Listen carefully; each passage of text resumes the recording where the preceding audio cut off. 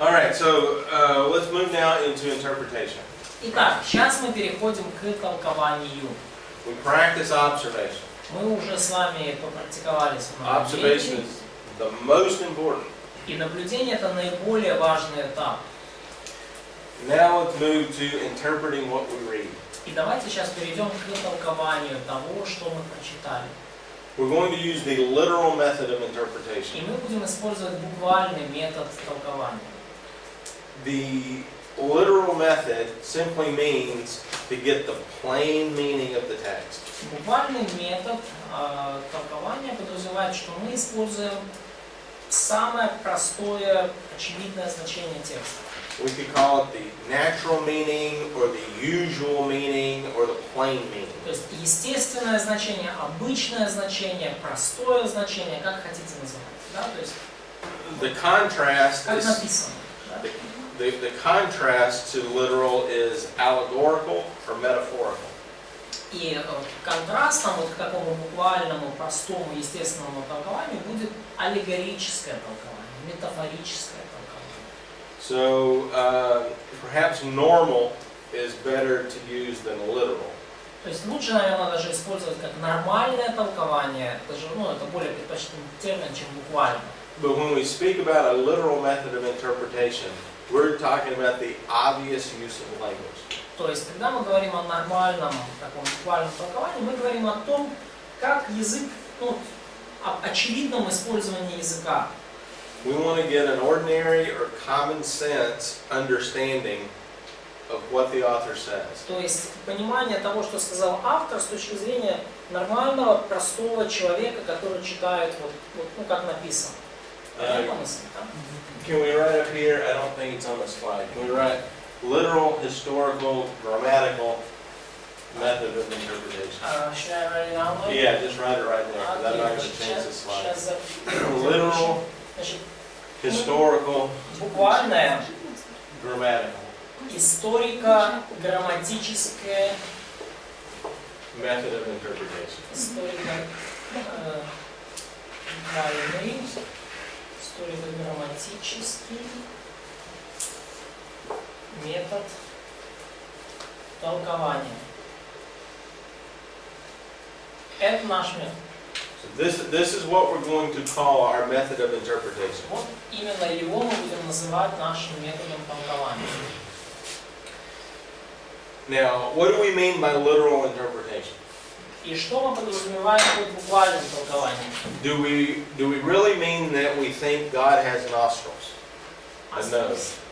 То есть, например, Or physical right hand. То есть буквально ли мы считаем, что у Бога есть там десница, да, правая рука или нос, что-то там Бог что-то там обоняет, да? Or do we mean that we believe Pharisees blow a trumpet whenever they give something? Или мы буквально подразумеваем, что фарисеи трубят в трубу, когда там они что-то хорошее сделают? Now, liberal theologians accuse us of doing that. Либеральные богословы нас часто обвиняют, сторонников такого подхода, в том, что мы вот именно этим занимаемся. They accuse us of a wooden literalism that ignores figures of speech. То есть они обвиняют нас, что мы настолько буквалисты, такие закостеневшие, и мы игнорируем образные выражения и так далее. But that's not what we mean. Но это совсем не то, что мы имеем в виду. A literal interpretation doesn't mean we ignore figurative language. Буквальное толкование совершенно не значит, что мы игнорируем образные выражения.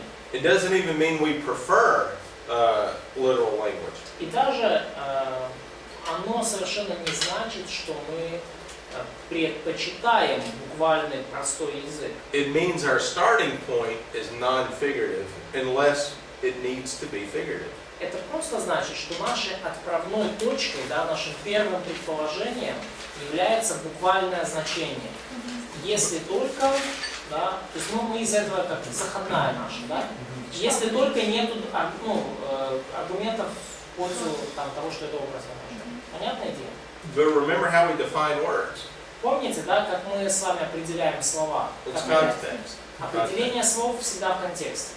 So So if the context says this is figurative language, that's how we need to interpret it. И если контекст указывает нам на то, что это здесь сейчас идет образный язык, то именно так мы его и будем толковать. Now there may be some evangelicals that literally interpret things wrongly. И, конечно, могут быть евангельские авторы, которые буквальным методом вот таким что-то неправильно истолковали. But so we need to understand there are bad examples. То есть мы должны понимать, да, есть плохие примеры такого подхода. But the liberal theologian makes that accusation for philosophical reasons. Но либеральные богословы, они вот подобного рода обвинения делают по таким философским причинам. And the philosophical reason behind that is they reject all miracles. И философская, мировоззренческая причина за отвержением вот этого метода в том, причина, что они отвергают любого рода чудеса. They reject anything that's supernatural. Они отвергают все сверхъестественное. They reject anything that is miraculous. Они отвергают все чудесное. And so in our literal interpretation, we see a miracle as a literal miracle. И в нашем буквальном толковании мы видим чудо вот буквально как чудо. When we see God get involved, we see God getting involved. То есть, когда мы видим, что Бог принимает участие в чем-то, мы просто констатируем факт, да, Бог в этом участвует. And so that's the major difference. Это основная разница. That's going to be the major difference between the literal, historical, grammatical interpretation and the liberal interpretation. И это, наверное, основная разница между вот таким буквальным историко-грамматическим методом толкования и либеральным толкованием. So we dealt with the objection there. Итак, мы с вами здесь уже поговорили о возражениях против этого метода. Now let's talk about what the literal approach actually means. Ну а теперь давайте поговорим о том, что же значит вот такой буквальный подход. Again, our goal is the plain sense of the language. И опять же, наша цель – это такой простой, максимально доступный смысл сказанного. And so again, we want to define everything we read by its context. И опять же, все, что мы читаем, мы хотим определять в контексте. So there's a topical context. То есть есть контекст тематический. And like we looked at in Hebrews chapter 12, verse 1. Например, мы видели в Евреям 12 главе, 1 стихе. There's a topic that he's dealing with in those chapters. Есть определенная тема, которую автор раскрывает в этих главах. The author also has a context. Автор? The author. Да, то есть у автора также может быть определенный контекст. For example, Jonah has a context in which he's dealing with things. Например, у Иона есть определенный контекст, в котором он пишет данную книгу. Did anybody do any more research on Jonah than just the? Кто-то из вас делал букву Джона? Or the history of Jonah? Кто-то из вас делал дополнительные исследования об Ионе, ну о нем самом, или о книге в процессе? Why would Jonah not like the Assyrians? Почему Иона так не любил ассирийцев? It's a historic background. Ассирия в то время... Кто говорит? Они были врагами Израиля. So, Assyrians were enemies. They're the primary enemy of the north. То есть ассирийцы были основными врагами Северного И царства. то, что вообще, что они творили, вообще ихняя, как сказать, ихняя жестокость, это было самое мерзкое в то время. And the things they did, their hostility, that was most like dissent and horrible things that people made in their times. So the book of Jonah has a historical context. То есть у книги Ионы есть исторический контекст. And that helps you understand Jonah's anger, Jonah's reluctance to go up there. И это дает вам возможность понять гнев Ионы и его нежелание идти. There's also a biblical context. Но также есть и библейский контекст. The Gospel of John is written in relationship to the other three Gospels for a reason. То То есть Евангелие от Иоанна написано в определенной связи с остальными тремя Евангелиями по определенной причине. Several roles of Jesus as a man were discussed in the first three Gospels. В трех предыдущих Евангелиях были описаны роли Иисуса как человека в предыдущих трех Евангелиях были раскрыты. And John discusses Jesus' role as God. И Иоанн описывает роль Иисуса как Бога в своем последнем Евангелии. So there's a biblical context for what we read. То есть вот это у нас библейский контекст того, о чем мы говорим. So what we're looking for is the author's intended meaning. И чего мы ищем? Мы ищем задуманного автором значения. And that's going to be communicated the way he uses words and grammar.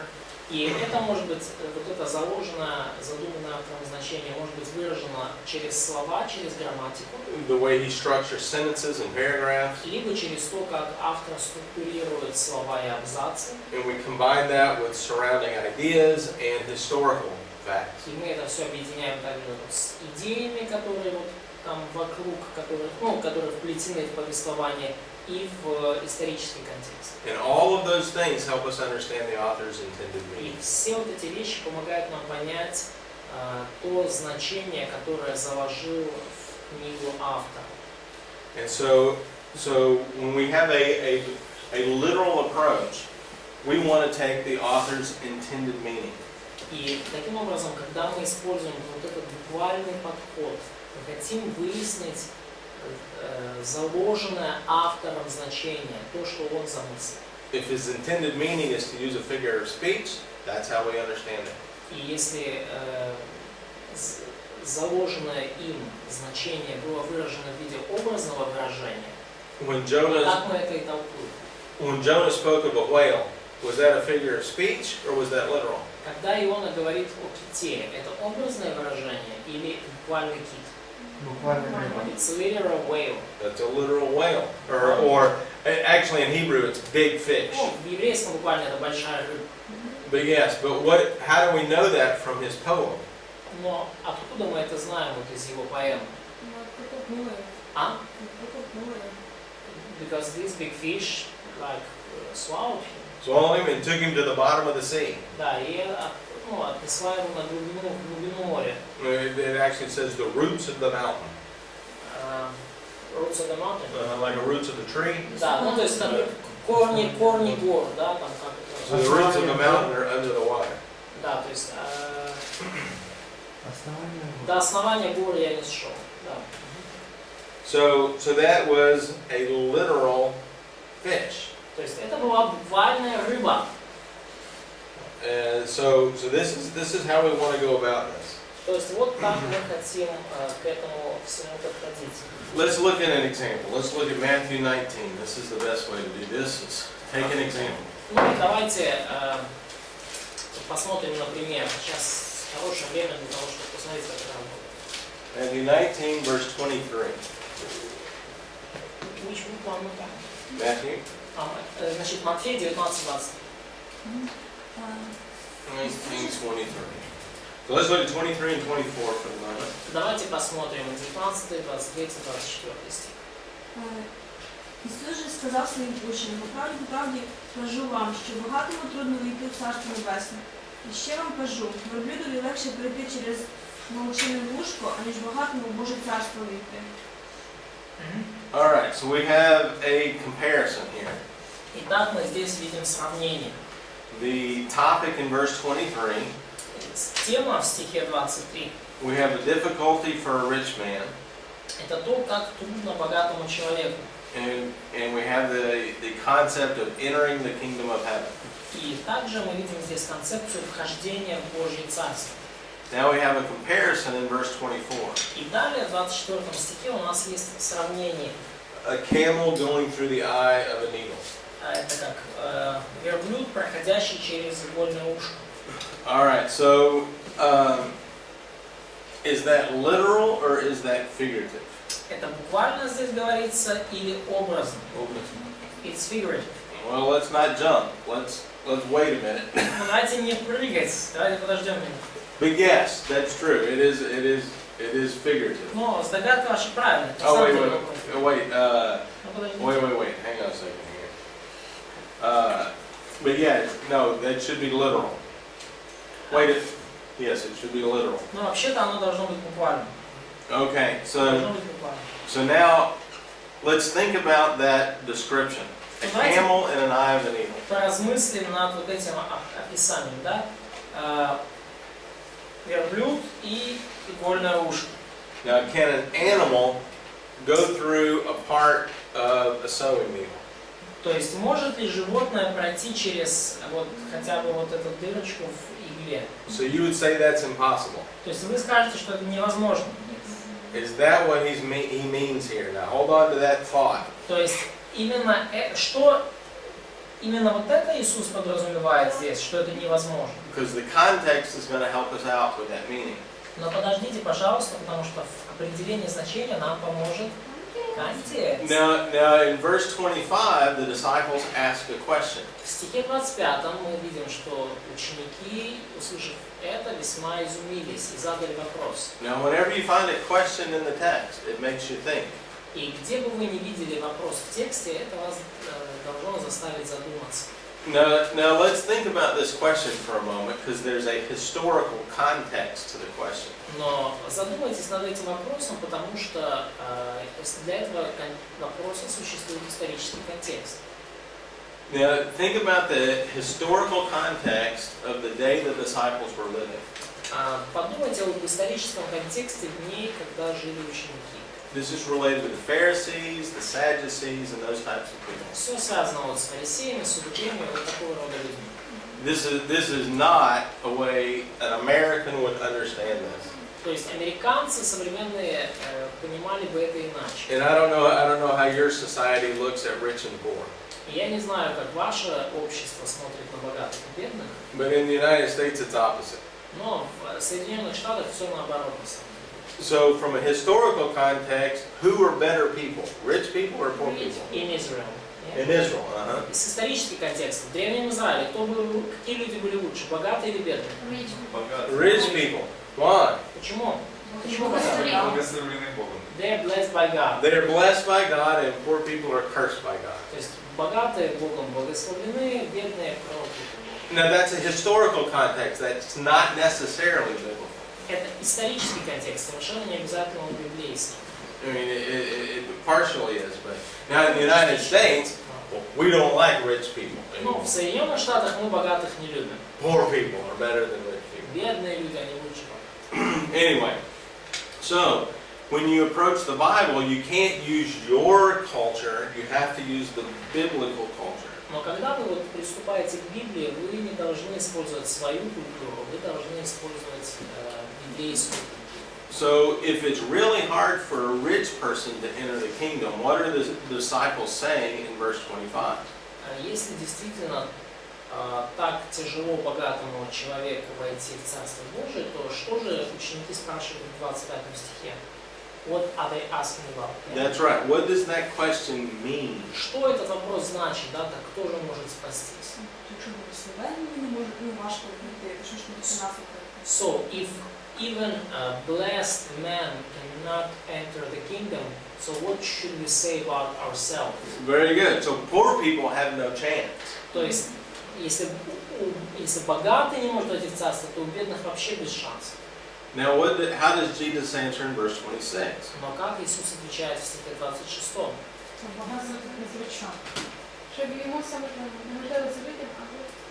With man this is impossible, but with God all things are possible. All right. So is the analogy in verse 24 a figure of speech or literal? Итак, в 24 стихе вот эта аналогия, да, вот это сравнение, оно буквальное или образное? Буквально. Literal. It's literal because it describes something impossible. Оно буквальное, потому что описывает нечто совершенно невозможное. And we understand that meaning because of Jesus' response in verse 26. И мы понимаем вот это значение из ответа Иисуса в 26 стихе. It's impossible to stick an animal through the eye of a needle. Невозможно протащить животное через игольное ушко. Now, I've read in commentaries before an alternative to this. Ну, я читал до этого в комментариях разные альтернативные точки зрения. They describe that the wall of a city has a very, very small gate where only people go through. Там описывалось про то, что в воротах города, в стенах города были такие маленькие-маленькие ворота, через которые могли пройти только люди. And they suggest that small gate is called the eye of the needle. И они предположили, что вот эти маленькие ворота называемые игольное ушко. And so they say it's possible to get a camel to go through the small gate, but it's very difficult. И они говорят, что ну вообще-то возможно как-то верблюда через эти маленькие ворота как-то, но это очень сложно. And the background behind that is rich people have a harder time than poor people. They have a harder time being saved than poor people.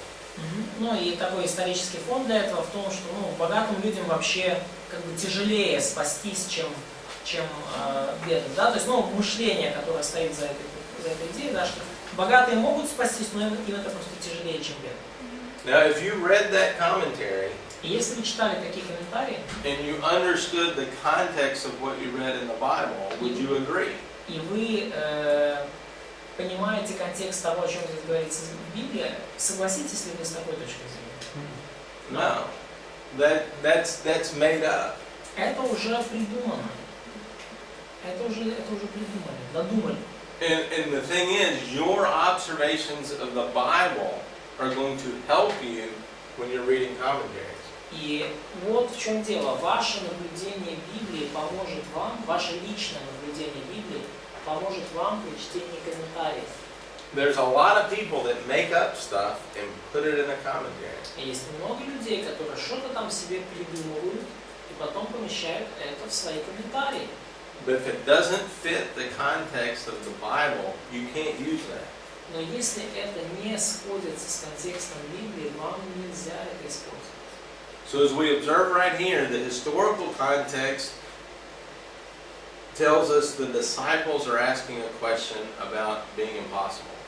Но если мы видим здесь, что исторический контекст указывает нам, что вот этот вопрос учеников связан с невозможностью спастись. And Jesus uses the word impossible in verse 26.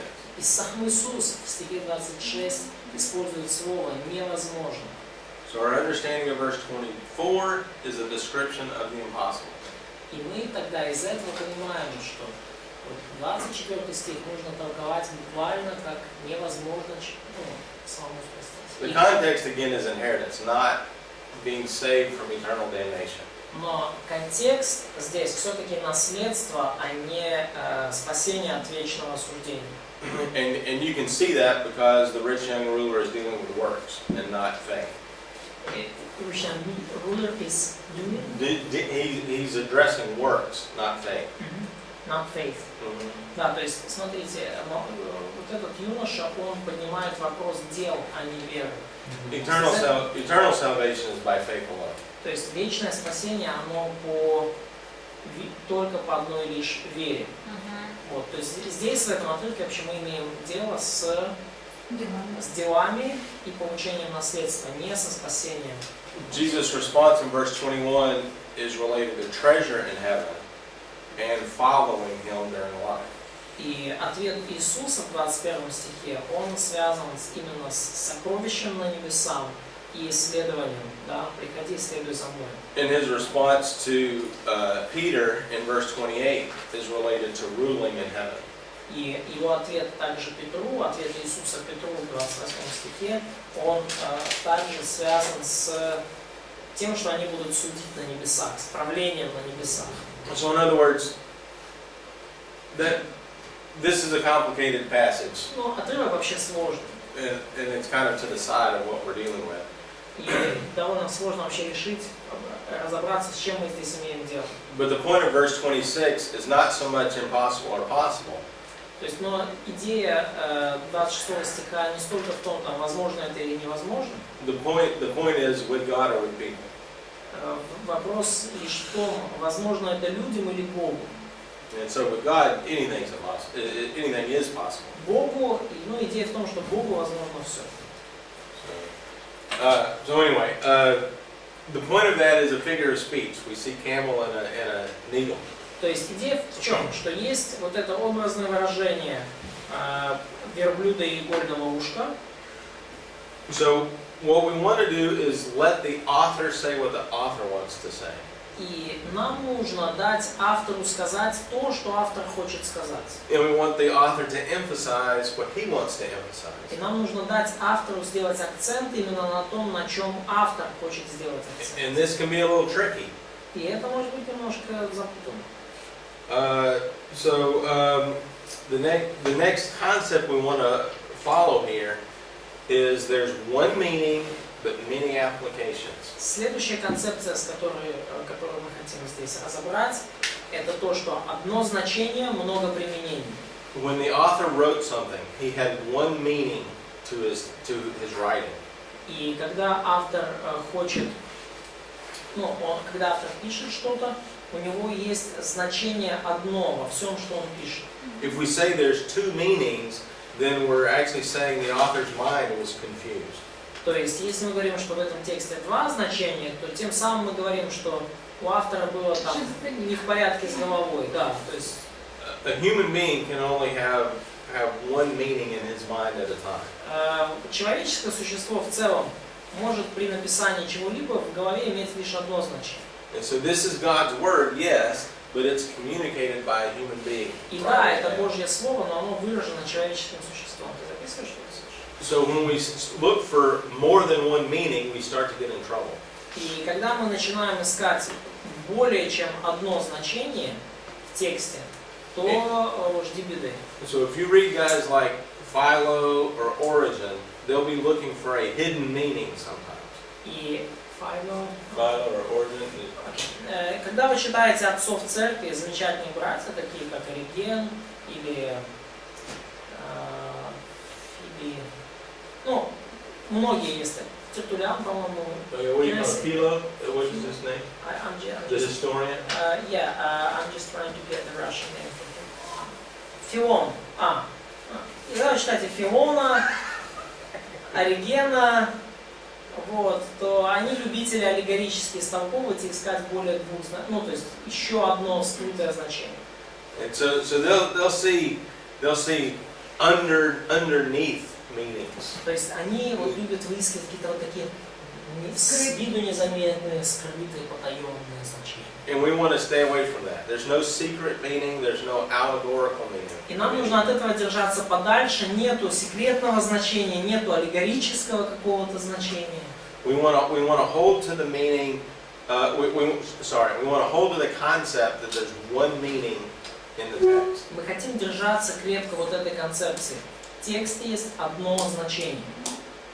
So now I need to help define what this means. И я думаю, что это нам поможет определять, что это значит. That one meaning can be complex. Это одно значение, оно достаточно сложно может стать. We don't want to put ourselves in a straitjacket by saying there's only one meaning. Straitjacket, like when you're in Zen. Да, то есть мы не хотим себя в какую-то смирительную рубашку заковать, говоря, что есть только одно значение. And so let's look at Matthew chapter 5. Давайте посмотрим на Матфея 5 главу.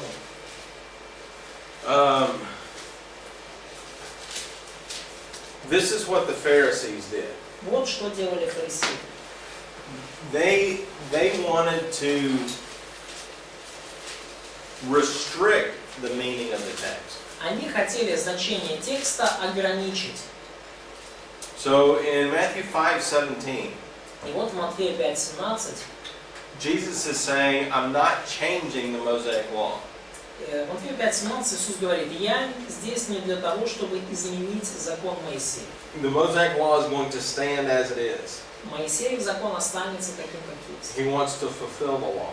Но Иисус говорит: я хочу исполнить закон. And what he's talking about here И о чем он здесь говорит? is in the Sermon on the Mount, he's going to describe the full meaning of the Ten Commandments. Он говорит о том, что в этой Нагорной проповеди он в полной мере, он изложит в полной мере значение 10 заповедей. Now the scribes and the Pharisees restricted the meaning. И фарисеи и книжники, они ограничивали значение текста 10 заповедей.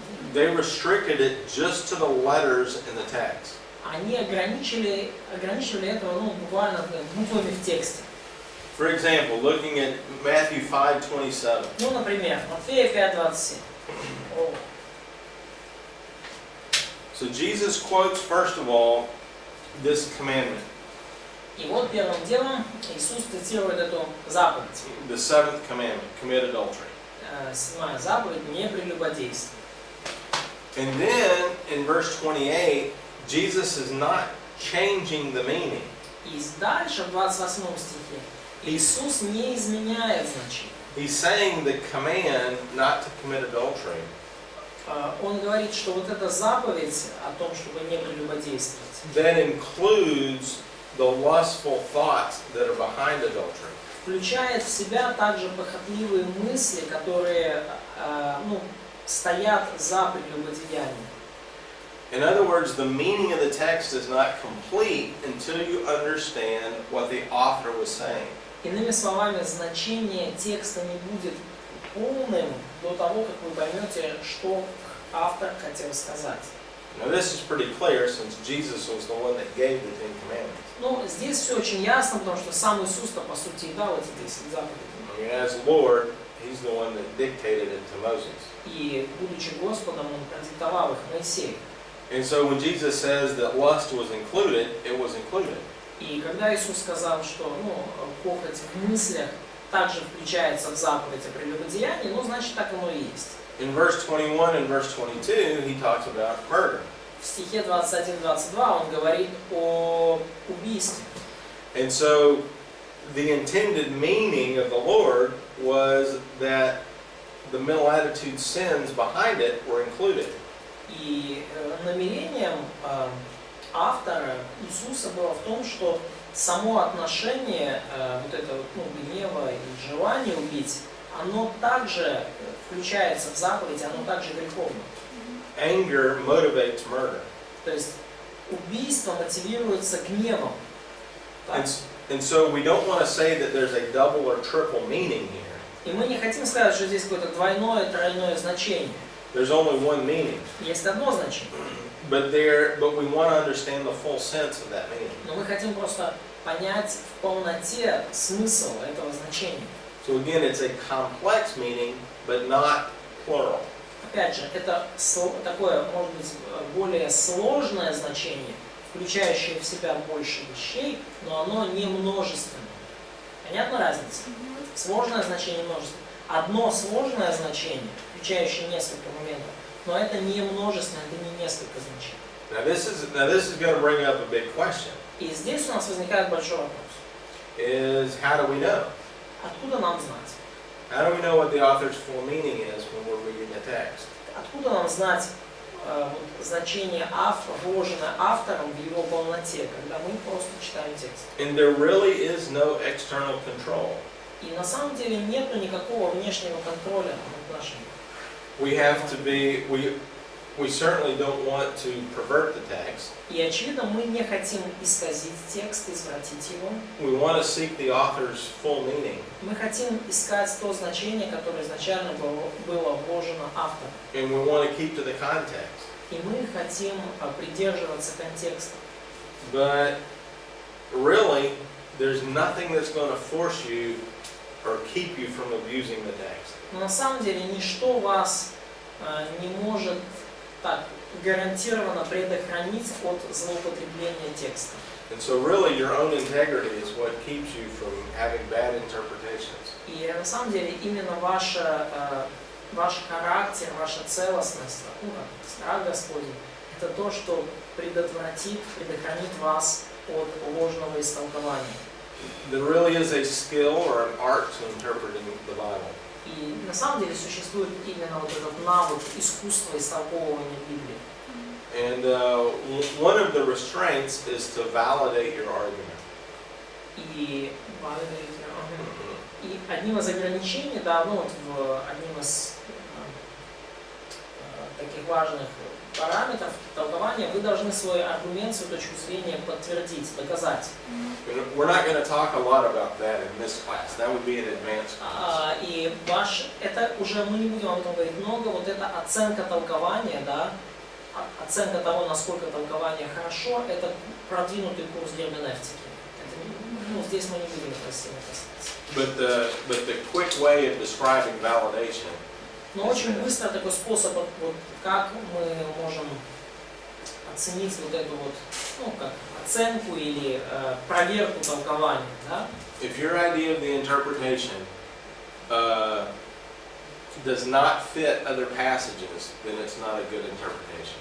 Все просто. Если ваше толкование, ваше значение, которое вы получили, не сходится с другими отрывками, значит, у вас неправильное толкование.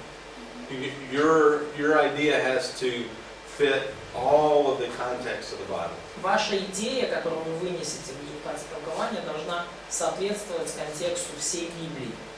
And sometimes that can be a challenging process. И порой этот процесс поиска, выработки такого толкования может быть сложным. All right, so let me see here. Are we done with this out? We got another We have 7 10 minutes. minutes. Yeah. All right, so let's turn to John chapter 13. Ну давайте откроем для примера Иоанна 13 главу. John chapter 13, verse 30. 13 глава Иоанна, 30 стих. All right, so here we're at the Last Supper. И вот здесь у нас последняя тайная вечеря. And Judas is now dismissed from the dinner. И теперь Иуда покинул вот застолье, да, он ушел. Now, John makes an interesting comment in verse 30. И в 30 стихе апостол Иоанн делает интересный комментарий. «А была ночь». He adds this statement, and it was night. Вот он добавляет вот это вот утверждение, да, «была ночь». Now, is John just giving us chronology that's irrelevant? Но нам что здесь? Иоанн дает какую-то неверную хронологию? There's nothing in the context that says we need to move from day to night. There's nothing in the context that means we need a time element. То есть ничего нет такого в контексте, чтобы подчеркивало важность времени, да, необходимость в том, чтобы отсчитывать часы и периоды дня. So to understand the full meaning of this text, John must be speaking about something more than just darkness outside. И для того, чтобы понять полное значение вот этого текста, нам нужно понимать ночь как нечто большее, чем просто темнота за окном. Now, certainly we're not going to deny it's literally dark outside. То есть мы, очевидно, не будем отрицать, что на самом деле за окном уже темно. But it seems that John is communicating some irony here. Irony? Irony. It's satire or irony. Да, но очевидно, что, кажется, что здесь Иоанн также какую-то выражает иронию, какой-то здесь есть, юмор. One of the big points in the Gospel of John is this concept of light coming into the world. Одна из ключевых концепций Евангелия от Иоанна – это концепция света, пришедшего в мир. And it's tragically fitting that Judas walks away from the light into the darkness. И очень интересно, что вот такая трагическая игра событий, да, ирония судьбы, что Иуда уходит от света, от Иисуса в темноту. He goes into the darkness to betray the light of the world. Он идет в темноту, чтобы предать свет мира. So in this case, when there's really no reason for chronology to be part of the statement, И в данном случае, когда нет никакой очевидной причины указывать хронологию, в данном утверждении, it seems that there is a more complex meaning to the statement. то кажется, что есть все-таки какое-то более сложное, да, значение упаковано вот в этом утверждении. It's still a single meaning. Это все равно значение, остается одним. It's night outside. Ночь вокруг. And Judas is going into the darkness. И Иуда уходит во тьму. But that meaning is a little more complex. Но кажется, что это значение более сложное. And it fits the theme of the Gospel of John. И оно сходится с темой Евангелия от Иоанна. Let's take a regular example here. Ну давайте здесь возьмем какой-то более обычный. Say Oleg called me up and asked me to go play soccer. Soccer. Да. Football. Олег. Whatever you call Олег. it. Yeah. То есть мне позвонил Олег и позвал, пошли в футбол поиграем. And my answer was, I have a headache. И мой ответ был, у меня голова болит. Now, what's the meaning behind that statement? Какое значение за этим утверждением? There's a complex meaning there. Ну, значение сложное. The literal meaning is, my head actually hurts. То есть буквальное значение в том, что у меня действительно голова разбита, болит голова. И я буду рада. Also, I will not play football. That's right. The intent is I'm not going to play football and hit my head on a soccer ball. И подразумевается то, что я не буду играть в футбол с тобой и головой поэтому лечу еще больше бить. So there's really a couple aspects to my statement. То есть есть несколько аспектов, да, уже в моем этом утверждении, что у меня болит голова. But I have one meaning. Но значение у меня одно.